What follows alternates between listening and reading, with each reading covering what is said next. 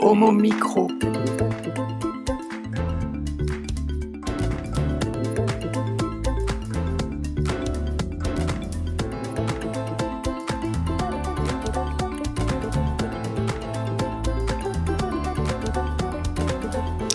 Bonsoir à tous, merci de rejoindre l'émission qui se prend au mot, la première émission de l'année.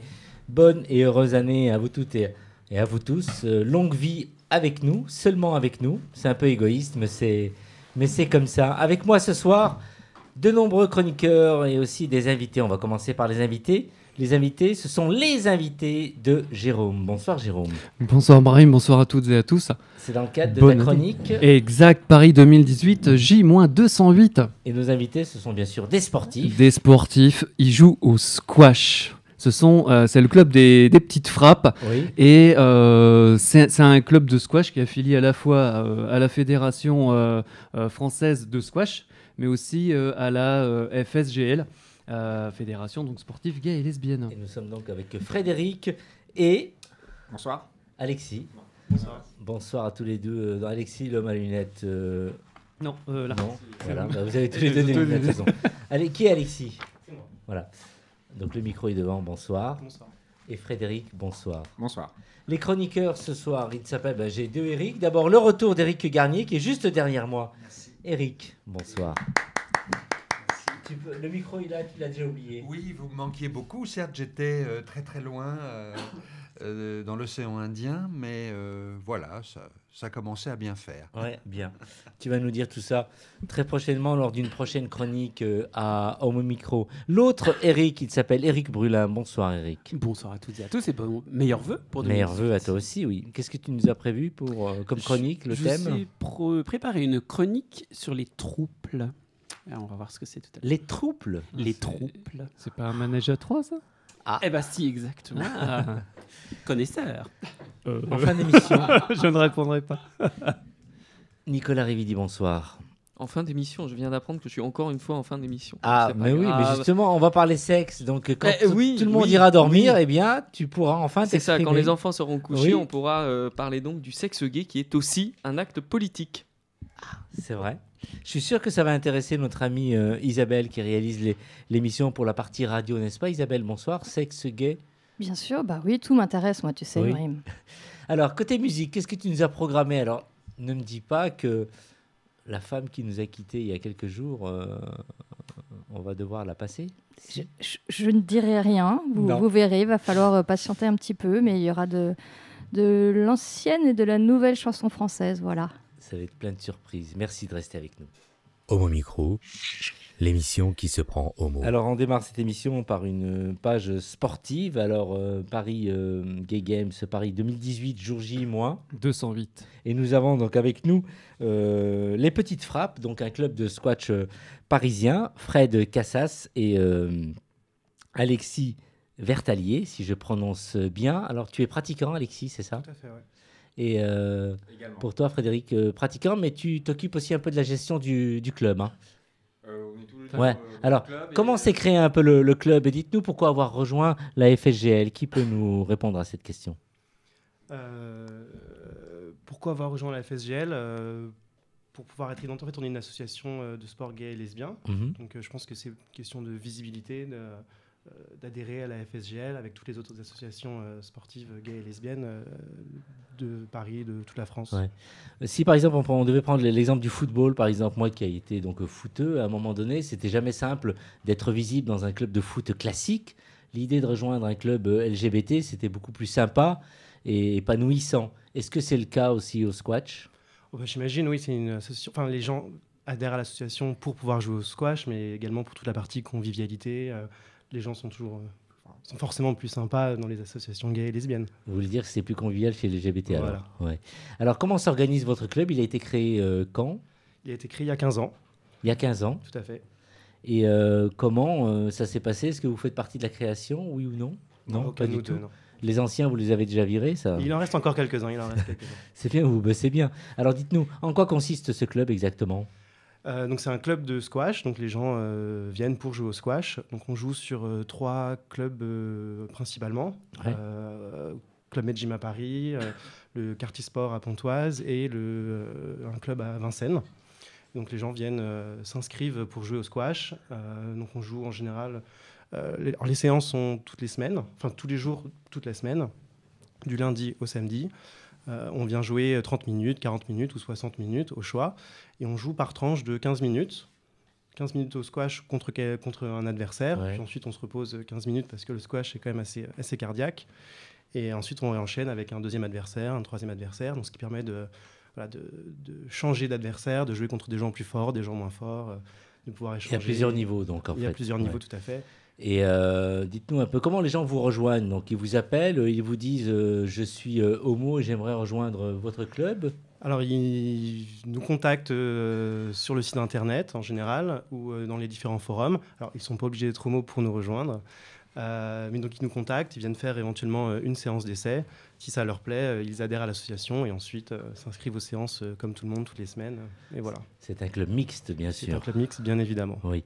Alors bientôt, donc, comme on le disait donc, en début d'émission, ça va être les Gay Games en août prochain. Vous êtes inscrits ? Évidemment. Hein ? Alors comment... Parce que, en fait, ils organisent le tournoi de squash de Paris 2018. Ah, c'est vous qui l'organisez en fait ? Avec le soutien de la Fédération française de squash. Alors comment ça se passe l'organisation ? J'imagine déjà qu'il y a plein d'inscriptions qui viennent d'un peu partout sur le plan international ? Tout à fait. Donc, on a 112 places pour jouer. On a déjà 70 inscrits. 13 femmes, le reste en hommes. Et on a 12 nationalités déjà présentes. Et 50% de Français, 50% d'étrangers. Donc, pour le moment, on est bien parti. Ouais. Et donc, on espère effectivement au moins atteindre la centaine de participants. Ouais. Ce qui serait déjà un beau score pour le squash au Gay Games. Et le site, il est prévu où ? Au Stade Charletti. Exactement. Au Stade Charletti. Au Stade Charletti, sur les terrains qui sont gérés par le PUC, Paris Université Club. Il y a 4 terrains. Donc, la chance qu'on aura, c'est qu'on sera aussi avec d'autres sports, puisque en même temps que le squash, à Charletti, il y aura de l'athlé, il y aura du volley, il y aura du roller derby, je crois. Enfin, voilà. Donc, en plus, on pourra voir vraiment beaucoup d'athlètes. Ce sera sympa. Quelles sont les nations qui vont donc participer, qui sont déjà inscrits ? Alors, sur les 12, France, Angleterre, Allemagne, Malaisie, Canada, USA, Hollande, Suisse, j'en oublie encore, hein, Ukraine. Voilà, après, il y en a 12, je ne les ai plus tout en tête. Mais... La Russie ? Non. Et on aimerait bien. Par exemple, et l'Égypte, non, elle n'est pas Non, représentée. j'ai pas d'Égyptiens ou d'Égyptiennes pour le moment. Parce qu'il faut savoir que l'Égypte, en fait, c'est presque le sport national en Égypte. Donc, alors après, voilà, c'est ça qui est étonnant, en fait. Ouais. Alors, avant de laisser la parole à Jérôme, les gens qui souhaitent s'inscrire, donc comment faut-il faire ? C'est toujours possible encore aujourd'hui ? Ah oui, toute inscription pour les Gay Games sont possibles jusqu'au 30 juin. Sauf si y a certains sports comme le golf, par exemple, qui sont clos parce que la limite, toutes les places ont été prises. Mais voilà, pour le squash, en tout cas, c'est encore possible de s'inscrire. Il suffit juste d'aller sur le site Paris 2018 et puis de suivre le processus pour s'inscrire. Voilà. Donc, Jérôme. C'est toujours possible. Oui, alors donc on a présenté le club juste parce que le squash, on ne médiatise pas trop ce sport, c'est bien dommage parce qu'on a d'excellents joueurs. Par exemple, ce week-end, il y avait le British Junior Open qui s'est achevé et Victor Croin, qui est donc français U19, a fini vice-champion du British Junior Open. Il faut savoir que le British Junior Open réunit plusieurs nations. Rappelons que le numéro 1 mondial, on le disait chez les hommes, il est français, hein, c'est Grégory Gauthier. On peut aussi citer Mathieu Castagnet, 26e mondial, Grégoire Marche, 29e mondial, ou encore Lucas Serme, 36e mondial. Et chez les femmes, la petite sœur, c'est Camille Serme, qui n'est autre que la numéro 1 française, mais aussi numéro 3 mondial. On pourrait aussi parler de Colline Omar, 30e mondial, d'Enora Villard, de Chloé Mézic. Notre pays compte pas mal de joueurs et de joueuses et la relève est déjà là. Et justement, côté jeune, la performance vient des filles. Chez les moins de 11 ans, avec Lorraine Baltaillan qui est allée jusqu'en demi-finale en battant en quart l'anglaise Charlie McCrone, classée 3-4, et ce en 15 minutes de match. En demi-finale, Lorraine Baltaillan est tombée face à une Égyptienne. Rien d'étonnant, je disais, puisque le squash est le sport national en Égypte. Du côté des grandes et du Saudi Women's Master 2018, eh bien, hier soir, notre numéro 2 française Colline Omar s'est inclinée au premier tour face à la numéro 1 mondiale Nour El Sherbini. Quand on connaît Nour El Sherbini, on se dit que c'est très difficile de jouer face à elle. Sur le score de 11-2, 11-7, 11-7. En ce qui concerne Camille Serme, elle joue ce soir face à la Saoudienne Nada Aboual-Naga, en ce moment, à l'heure où je vous parle. Justement, je voudrais profiter qu'on parle de squash ce soir, Brahim, pour ajouter, en ce qui concerne Camille Serme, que vous pouvez voter pour elle pour l'athlète de l'année 2017 sur le site des World Games.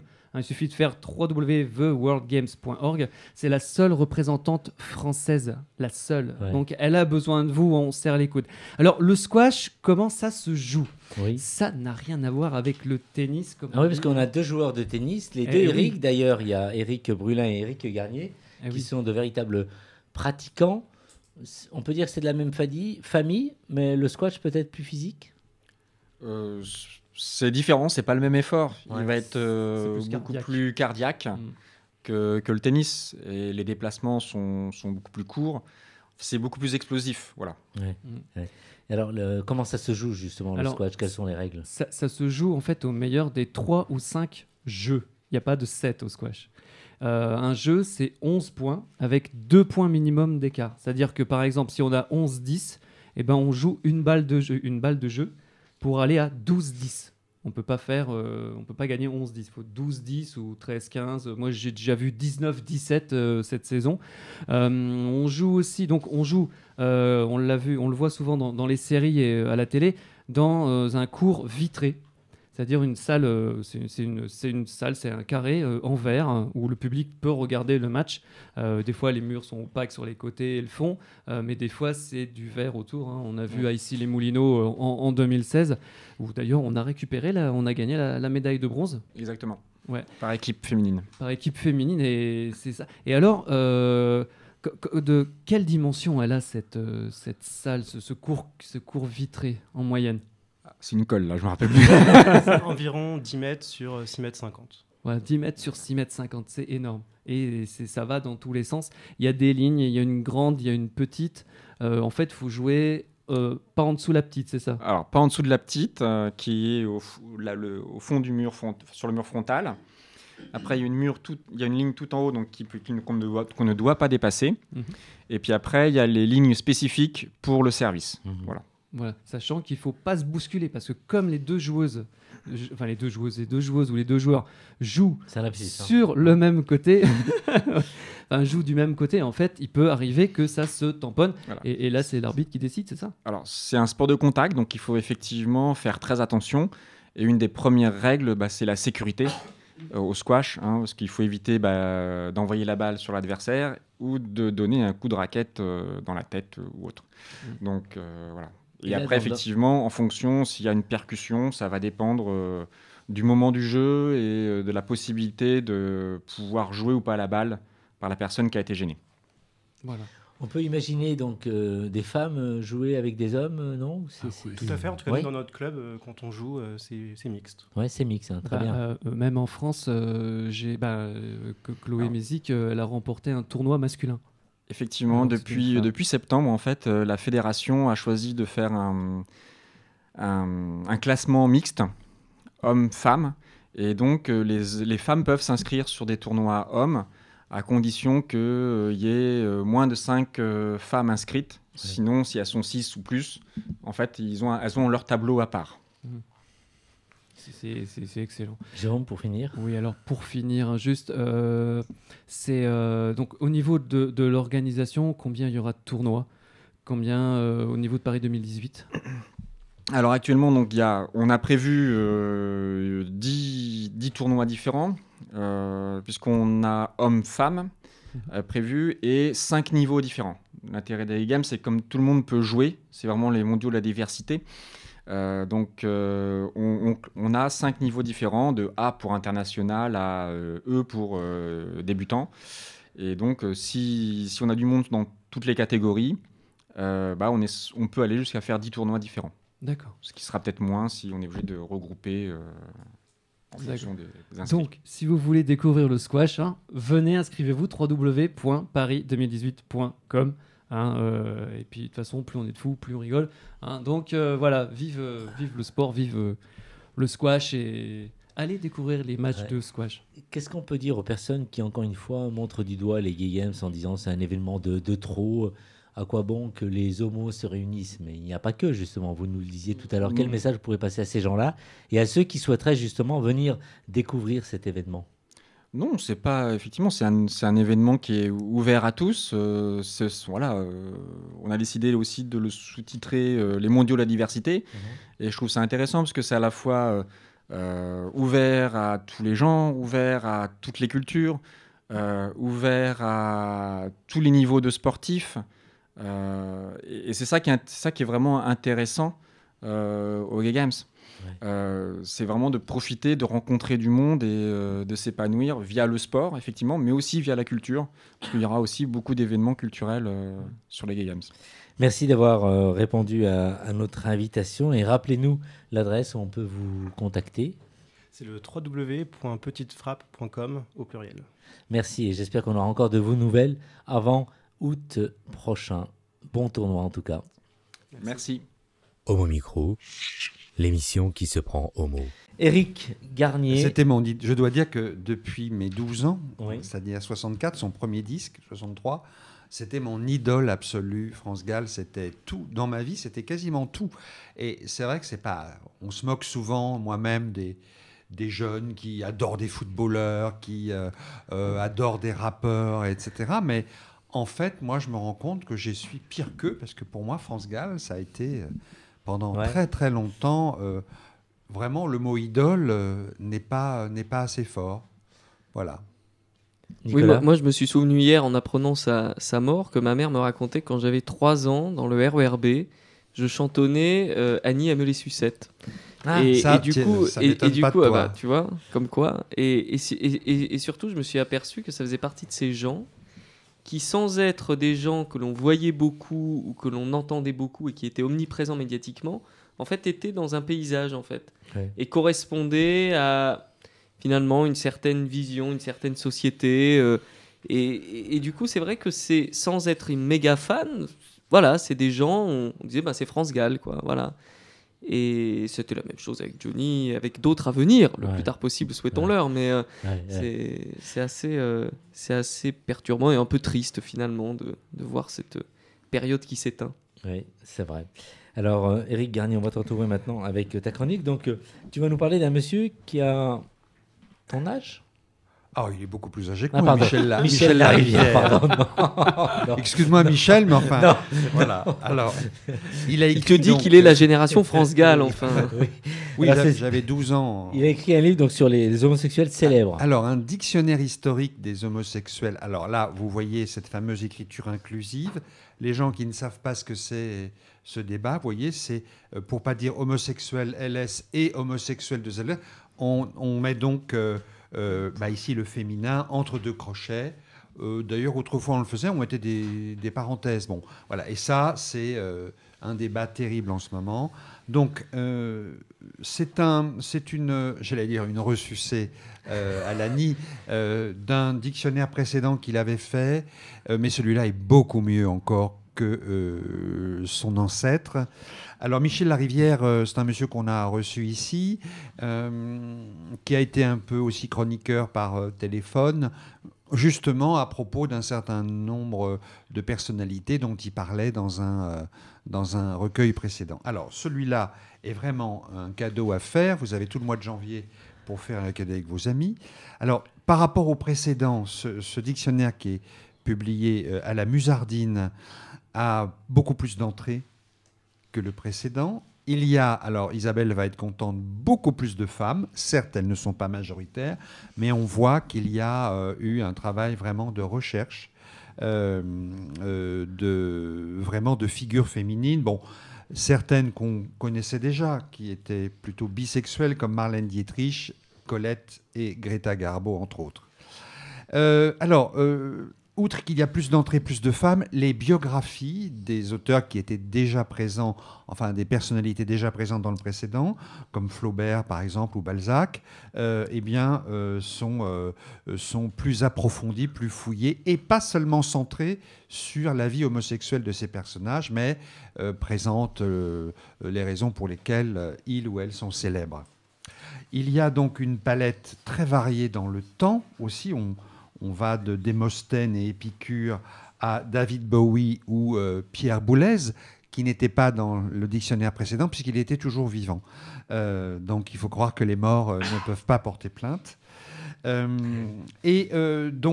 Aussi, outre le nombre d'entrées de femmes, les bios plus approfondis, une palette variée dans le temps, c'est aussi une palette variée dans les types de notoriété. Ça va d'un président de la République comme Gaston Doumergue à l'écrivain Thomas Bernhardt, ou à celui qui nous a enchantés avec ses contes, Andersen, hein, un écrivain, un homme politique, etc. Alors il y a des surprises. Vous ne saviez peut-être pas que Buffalo Bill en était. Non. Que le grand écrivain, qui a été d'ailleurs l'amant, parce qu'il était allemand, l'amant aussi de Hervé Guibert, comment s'appelle-t-il, Thomas Bernhard. Ah, je l'ai dit. Non, excusez-moi. Là, je confonds. Il s'agit de Bertolt Brecht. Qui savait que Bertolt Brecht était bisexuel? Et il y a, alors ça c'est des surprises, il y en a d'autres. Il y a aussi deux femmes dont je suis très heureux de les voir là. Ce sont deux écrivaines que j'adore. Peut-être Isabelle les connaît. Il y en a une, c'est une américaine, Willa Cather, qui a écrit une merveille qui s'appelle Mon Antonia, qu'on trouve en poche, et une française, Mireille Best, publiée chez Gallimard, entre autres pour Camille en octobre. Deux écrivains donc qu'on est très heureux de voir là. Enfin, des moments de fierté, de se dire que par exemple la lettre A, Azana, Manuel Azana, eh bien Manuel Azana, c'est un Espagnol socialiste qui a été Premier ministre de la République socialiste en 1933, puis président de courte durée, président de la République espagnole en 1936. Il a fait des réformes, il était socialiste, entre autres, et ce qui peut expliquer le succès de Franco. Il a confisqué toute une série de terres qui appartenaient aux nobles et il a imposé la laïcité dans l'État, etc., etc., une fierté d'être gay, comme Manuel Azana. Donc, un dictionnaire vraiment que tout le monde doit avoir, dictionnaire historique des homosexuels LLES célèbres. Et qui est sorti quand? Oh, il y a un mois, ouais. À la Musardine. Ouais. Voilà, qui édite aussi Didier Rodbettoni et son gigantesque L'homosexualité au cinéma, qui d'ailleurs va ressortir. Un DVD, oui. Jour de France. Alors, on l'avait reçu ici. C'est Jérôme Rebaud. Il était venu ici au mois de mars. Jour de France. Alors, ce n'est pas les Jours de France-Galles, mais un peu aujourd'hui quand même. Alors, qu'est-ce que c'est que ce film très original que vous avez peut-être vu? Non. Qui sort en DVD donc chez KMBO. Donc, eh bien, c'est un film qui est une sorte d'ode à la liberté, à la prise de voiture pour aller sur les chemins de France, découvrir des paysages, ils sont très beaux ici, et puis découvrir des personnes, pas forcément toutes homosexuelles, même si le héros a son Grindr, bien sûr, c'est la première fois qu'il y a un film où Grindr est un héros, n'est-ce pas, Brahim? Alors, un matin, le jeune Pierre quitte son amant, Paul, qui est professeur des universités, un petit peu chiant peut-être, on va dire, quoique, et il s'en va sans vraiment savoir où. Il prend sa voiture, son GPS, et il va aussi faire des rencontres, pas seulement homosexuelles. Donc ce film est un long voyage sur les routes, ponctué de rencontres d'hommes et de femmes, tous plus savoureux les uns que les autres. Par exemple, on voit la chanteuse française, Marie-France, qui est une égérie, qui a un rôle dans ce film très émouvant. On voit, par exemple, il y a un personnage, c'est la dame au caddie, qui est à mourir de rire. On voit Florence Giorgetti, la riveraine, qui est d'une homophobie complètement dingue, ça fait presque peur. Le jeune Mathieu, qui est le premier amant sur la route de Pierre, qui s'appelle Mathieu Chevet. C'est une scène très, très sexy. Il y a plein le VRP. Alors ce film, pourquoi est-ce qu'on peut l'aimer ? D'abord, c'est une ode à la beauté de la France, à la liberté, à l'aventure et à l'amour. Et on peut mêler les trois, à l'aventure qui est la liberté dans le cadre d'une relation amoureuse. C'est un hymne à l'autre aussi, ces rencontres comme ça, imprévues, imprévisibles. C'est un hymne aussi à la sensualité. Il y a donc cette très belle scène d'amour avec le jeune Mathieu, et puis celle aussi très belle avec le VRP de Clermont-Ferrand. Donc, Ce jour de France, c'est un film atypique qui aime les gens, qui aime les paysages.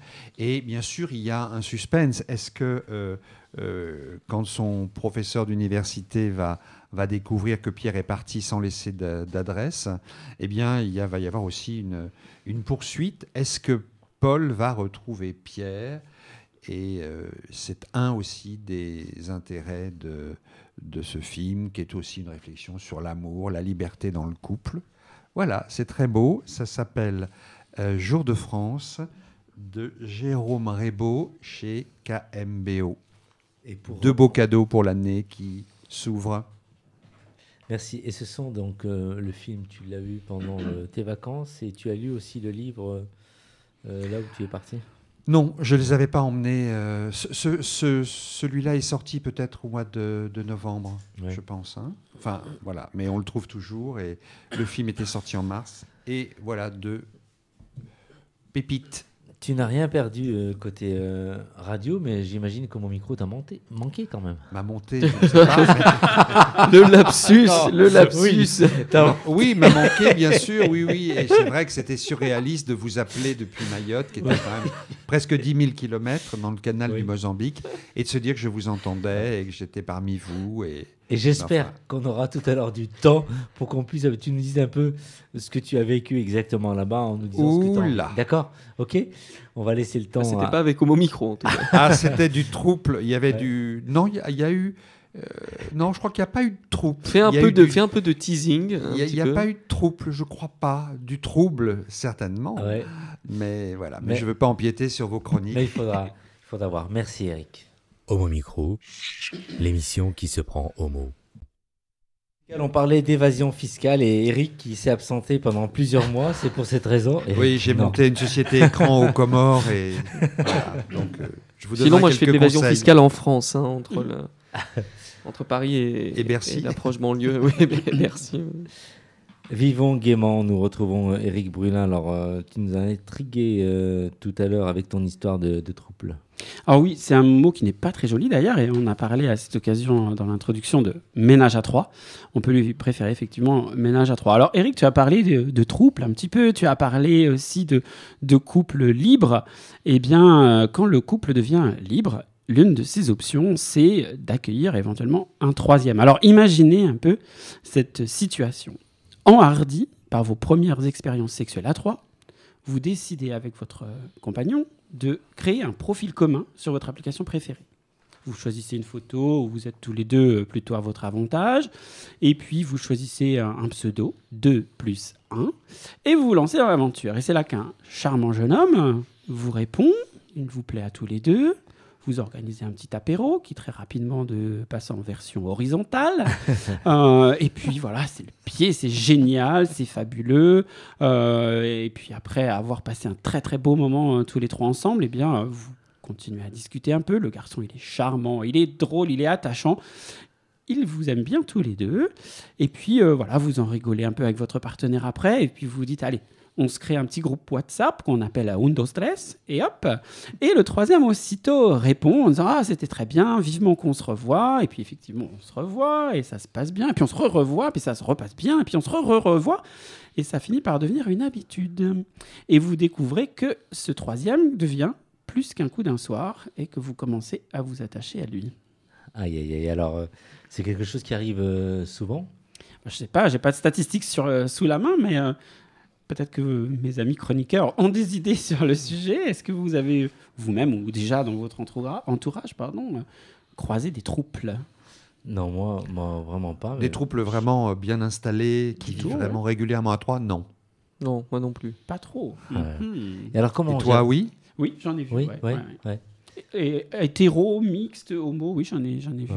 Et alors, comment on gère la situation, Eric ? Alors, tout d'abord, quand vous êtes en couple et que vous sentez que vous commencez à avoir des petits sentiments pour le troisième, il faut se demander si votre partenaire partage le même sentiment que le vôtre.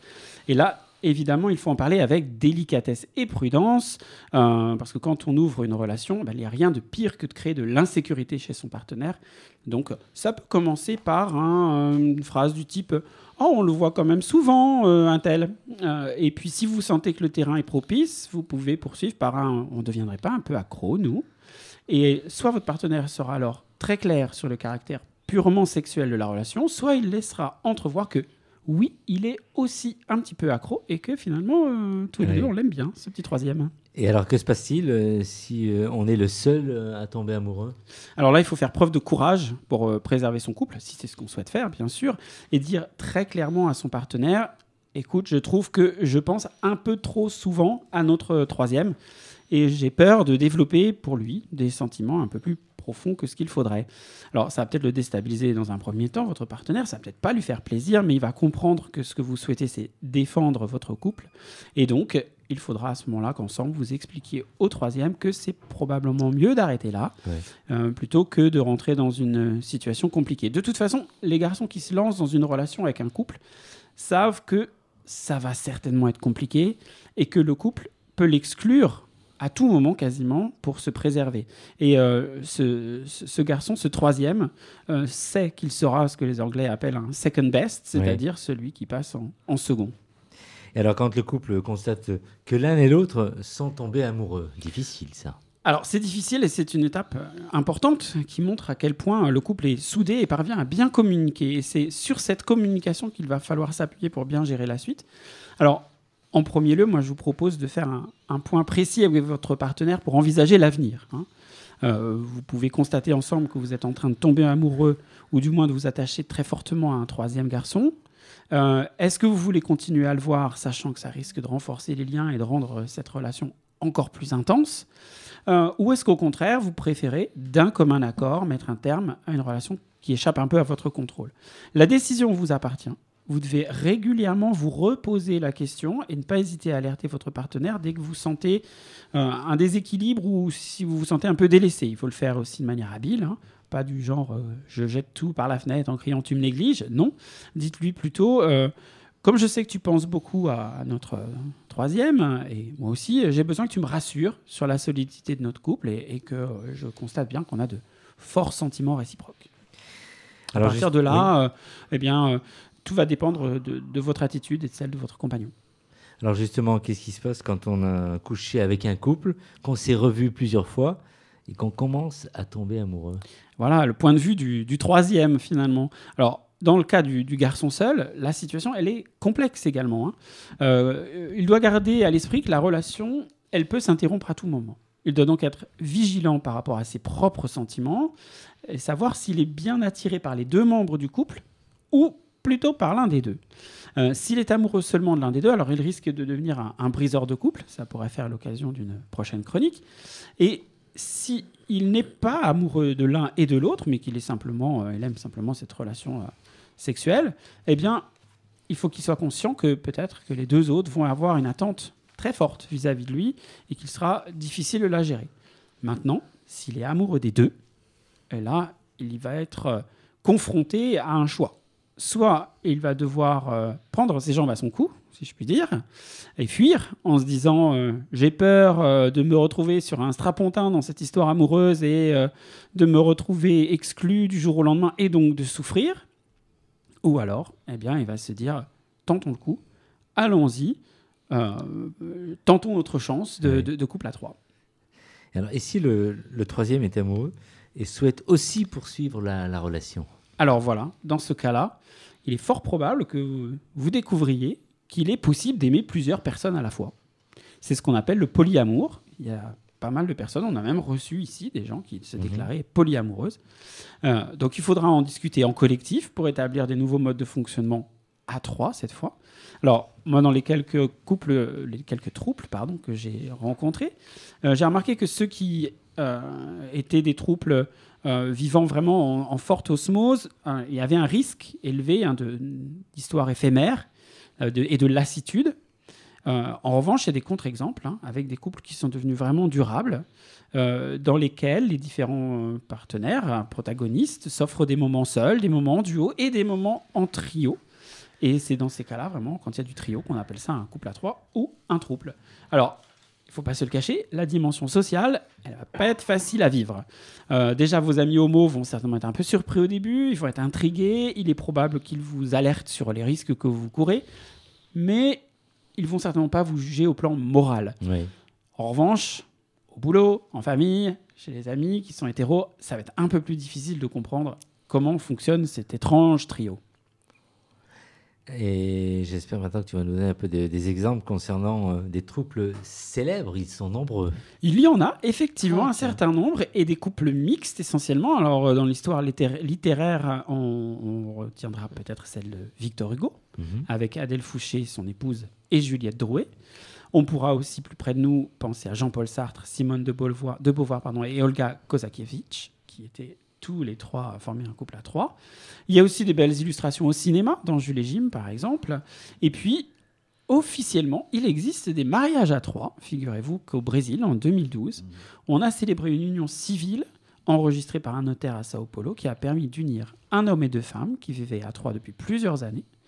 Et également, un deuxième couple a été officialisé. Cette fois-ci, c'était en Colombie. C'était en juin 2017. Entre 3 garçons, un acteur et ses 2 conjoints, qui sont respectivement éducateurs physiques et journalistes, qui ont donc célébré leur première noce triple. Et des gens d'aujourd'hui? Eh bien, c'est colombien, notamment. Après, je pense que les gens vivent potentiellement en trouble autour de nous. Il peut y en avoir. C'est à nous d'ouvrir l'œil. En conclusion, Eric? En conclusion, je vous dirais que s'engager dans un trouble est certainement quelque chose d'assez risqué, vous l'aurez compris. D'ailleurs, Eric l'a dit, mais tout à l'heure, ces jours derniers, quand j'ai préparé ma chronique, à chaque fois que je tapais trouble sur mon ordinateur, automatiquement, il corrigeait en troubleux. Donc, ça laisse entendre que même l'ordinateur avait compris qu'il y avait un mauvais présage ou un risque associé. Donc, oui, ces risques sont partagés, sont multiples. L'issue d'un trouble est très imprévisible. Il peut y avoir une séparation des 3, des couples qui se reforment avec le départ de l'un avec l'autre de manière inattendue. Mais c'est aussi certainement une aventure palpitante pour ceux qui la vivent.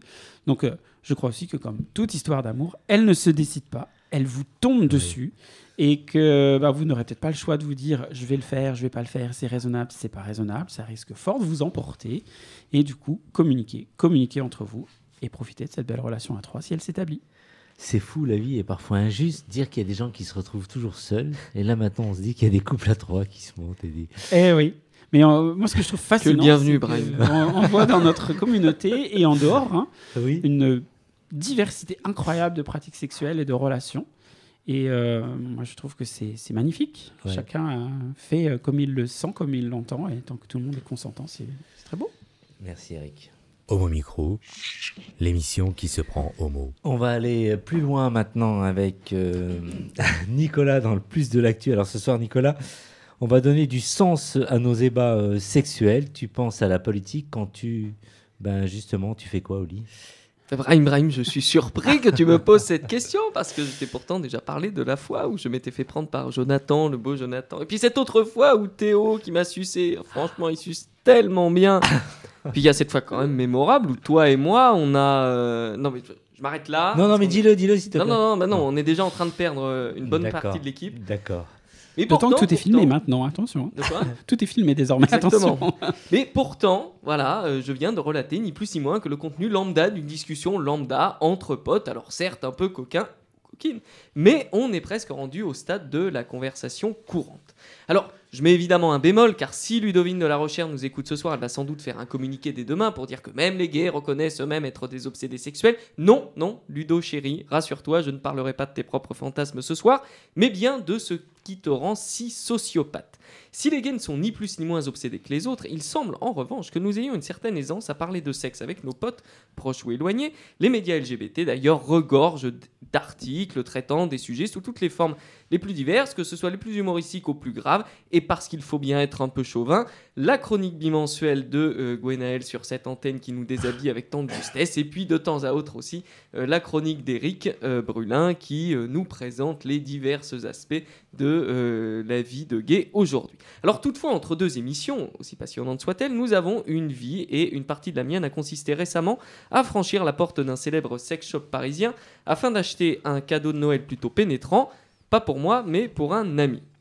Alors oui, c'est toujours ce qu'on dit, oui. Justement, j'y viens. Alors qu'auprès du vendeur, je me renseignais au sujet des tailles et de l'offre qui conviendrait le mieux à un débutant, je vis le sourire de celui-ci s'élargir au fur et à mesure que le mensonge qu'à l'évidence il me prêtait s'étoffait. Je dus compléter de réchef en précisant que si le godemiché susvisé avait été dédié à mon propre plaisir, je n'aurais pas pris la peine de réclamer ce type de renseignement. Mon objectif, outre trouver le cadeau diamétralement parfait, était donc surtout qu'il ne se méprenne pas quant au fait que je sois complètement à l'aise avec le sujet. Curieuse inversion de situation en tout cas, qui voulut que ce jour-là, je sois troublé non pas par l'idée de passer pour un coquin, mais à l'idée de ne pas l'être assez. Justement, Nicolas, pourquoi y a-t-il autant de décomplexion ? Mais je ne parlerai pas de décomplexion. Le sexe, y compris chez les gays, est nécessairement générateur de complexes, car la nudité comme les performances oblige à des comparaisons toujours malvenues, mais malheureusement bien présentes. En revanche, le sujet, c'est un fait, est libre dans les discussions, qui par ailleurs s'encombrent rarement de préambules. Et pourtant, rien n'est moins naturel que de parler de sexe dans une société qui l'a remisé au mieux à l'intimité, au pire à la lie de la conduite humaine. La facilité avec laquelle les gays parlent de cul est sans doute et paradoxalement liée aux siècles successifs d'homophobie organisée par les sociétés occidentales et entre autres par les religions. C'est parce que ce sexe-là est interdit qu'il est aujourd'hui encore un sujet central dans nos vies. Dans une société homophobe, le sexe entre hommes, donc la possibilité du plaisir, est prohibé. Dans ce contexte, les rapports sexuels entre hommes sont des actes révolutionnaires en cela qu'ils contreviennent à l'ordre établi, ordre procédant lui-même des cultures dominantes. Si les actes sont révolutionnaires, ils n'en demeurent pas moins isolés s'ils ne sont pas relayés. En l'occurrence, l'acte révolutionnaire réside moins dans le fait de braver l'interdit que dans celui de s'affranchir de la norme qui le dicte. Quand un gay fait son coming out, il ne révèle pas uniquement au monde cette part d'ombre héritée d'un placard symbolique, il annonce aussi à la société ainsi qu'à ses semblables qu'il est possible de s'affranchir de la norme. Le placard, ce n'est pas une prison dans la norme, c'est la norme elle-même, pulvérisée par la volonté seule au mépris des conséquences. S'affranchir de la norme, c'est avant tout se soustraire aux contingences qui la régissent. C'est d'ailleurs pour cela que cette question hérisse tant les religieux, gardiens qu'ils sont de l'ordre établi et donc de l'homophobie instituée. Ils voient à chaque coming out, à chaque fois leur empire vaciller un peu plus. Imaginez alors, quand on commence à parler de sexe gay publiquement, on fait de la propagande, disent-ils. Eh bien non, on se libère. Quand on veut fonder des familles, nous jetons bas des repères soi-disant naturels. Eh bien non, on se libère encore. Quand nous luttons contre le sida, après tout, vous l'avez bien cherché avec votre vie dissolue. Eh bien non, là encore, nous nous libérons. Chacun voit néanmoins la révolution à l'aune de sa contribution propre, et l'ampleur de l'engagement dépend souvent de nombreux paramètres. La majorité se contentera de défier la norme, et c'est déjà bien suffisant. Moi, je suis un peu un révolutionnaire zélé, et je me dis que si coucher avec un homme est un acte révolutionnaire, une partouze doit être évidemment un acte insurrectionnel. Frayer dans une backroom ou dans un sauna, c'est avant tout utiliser le sexe comme une arme d'émancipation. Un homme ne couchera pas avec un homme comme on couche avec une femme. Qu'à cela ne tienne, on ne sera pas 2 bonhommes, mais 3, 9, 20. La fidélité ? Considérons avec le sourire que l'amour est 100 000 bornes au-dessus d'une partie de jambes en l'air aussi délicieuse soit-elle. Il y a comme cela une jouissance immédiate, à savoir qu'un acte aussi simple que le sexe puisse rendre nos ennemis aussi atrabilaires. Je me souviens d'avoir lu un slogan sur une photo datant des premières manifestations du Phare, le Front homosexuel d'action révolutionnaire, tiens, revoilà la révolution, qui disait « Nous nous sommes fait enculer par des Arabes, nous en sommes fiers et nous recommencerons ». Le sexe est consubstantiel à l'homosexualité, non pas de notre propre fait, mais parce qu'il est finalement la seule arme que nos fossoyeurs nous ont laissée. Tout l'enjeu est là, faire du sexe le seul outil permettant d'échapper durablement à l'ordre établi. Et le plus de l'actu, Nicolas? Eh bien, dans une société largement dominée par la culture et la norme hétérosexuelle reproductive, faire du sexe gay un sujet léger et festif est non seulement un outil d'émancipation, mais aussi un acte de survie. Il est finalement plus difficile pour les hétéros d'échapper à une norme qui leur adresse directement ses règles. Les premières victimes de la norme hétérosexuelle sont en fait les hétérosexuels eux-mêmes. Nous, on s'est barrés ailleurs depuis bien longtemps et à défaut d'être tous affranchis, nous travaillons dur pour que les copains nous rejoignent vite. Merci, on aurait pu donner la parole à notre ami Éric Garnier, nous raconter ses vacances. Mais en tout cas, au CNRS, on est bon. Par le temps. Merci à tous les garçons, Éric Brulin, Éric Garnier. Merci à Nicolas Rividi. Merci aux deux réalisateurs, Isabelle et Daniel Lebras. L'émission se termine ce soir et on invite... Oui, Isabelle voulait dire un mot, non? Non, elle voulait dire un mot, non. Oui, mais on n'a plus le temps, on dira le mot la prochaine fois. Toutes les filles qui voudraient faire des chroniques sur le sexe, surtout qu'elles n'hésitent pas de nous rejoindre. On les attend. On recherche des filles avec nous. Au revoir. Homo Micro.